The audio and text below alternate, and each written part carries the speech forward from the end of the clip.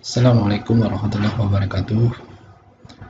Hari ini adalah hari pertemuan minggu ketiga. Minggu ketiga ini kita akan membahas tentang bagaimana kita menghitung pompa dengan menggunakan HISIS.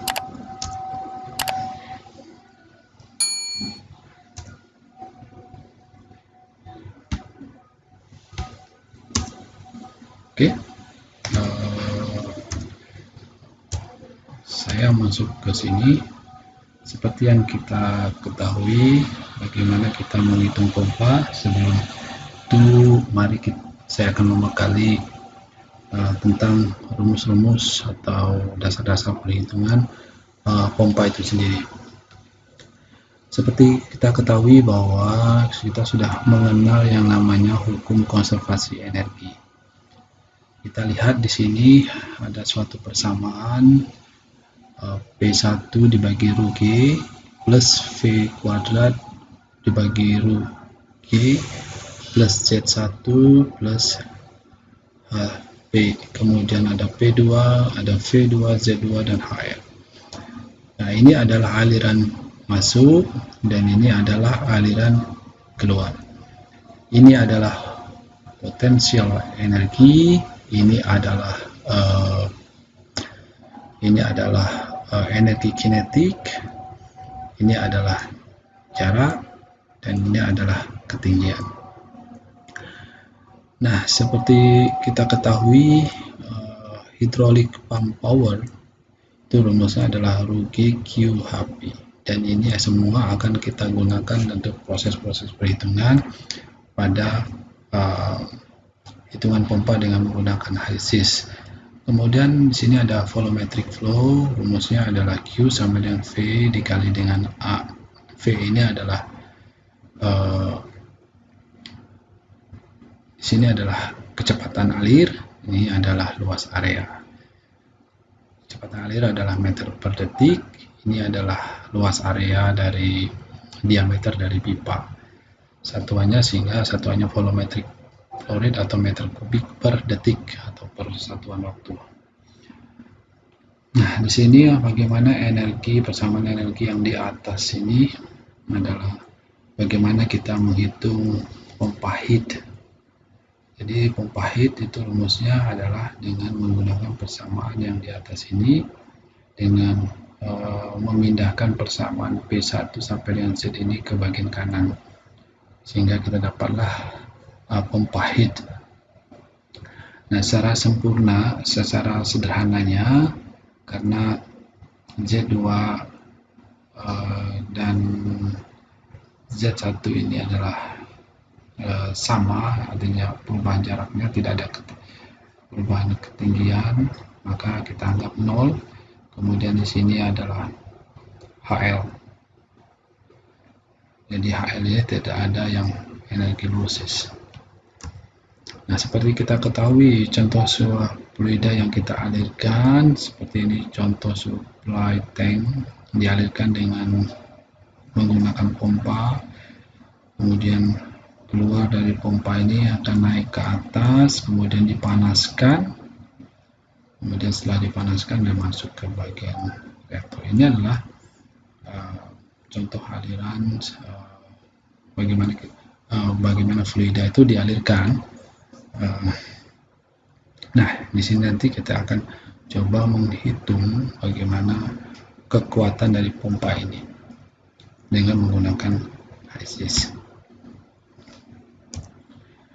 Dan seperti kita ketahui teori pompa, di sini ada persamaan umumnya. Kita lihat gambar dulu sebelum kita menginjak kepada persamaan atau rumus-rumus yang akan kita gunakan. Di sini ada pompa, ada P1 dan P2. Jadi ini adalah Q atau debit alir. Tentu saja debit alir yang dialirkan misalkan meter kubik per detik, ini keluarnya adalah meter per detik. Tergantung dari luas area dari pipa yang kita gunakan. Kemudian di sini ada P1 dan P2. Tentu saja kalau kita mengalirkan fluida, P1 ini lebih rendah dibandingkan dengan P2. Jadi akan terjadi kenaikan temperatur, kenaikan tekanan. Nah, berapa power yang dibutuhkan untuk menghitung pompa ini, untuk mengalirkan sebuah fluida. Nah, maka P out atau P yang keluar dikurang dengan P yang masuk, tekanan yang keluar dikurang tekanan yang masuk, dikalikan dengan flow rate. Flow rate itu adalah Q tadi, dibagi dengan liquid density. Kemudian ada lagi, nanti akan kita hitung juga efisiensi dari kerja pompa itu sendiri. Efisiensi itu adalah power yang dibutuhkan secara ideal dan power yang secara aktualnya bagaimana hasil dari perhitungan, dikalikan dengan 100. Nah, power aktual ini power yang ideal itu seperti ini. Rumus yang di atas power. Sekarang power yang dibutuhkan secara aktual. Di sini adalah P out dikurang P in dikali dengan flow rate dikalikan dengan 100. Kemudian dibagi dengan liquid density dikalikan dengan efisiensi. Jadi kerja dari pompa, efisiensi kerja dari pompa. Sedangkan power yang dibutuhkan secara aktual sama dengan heat flow yang keluar dikurang dengan heat flow dari aliran yang masuk.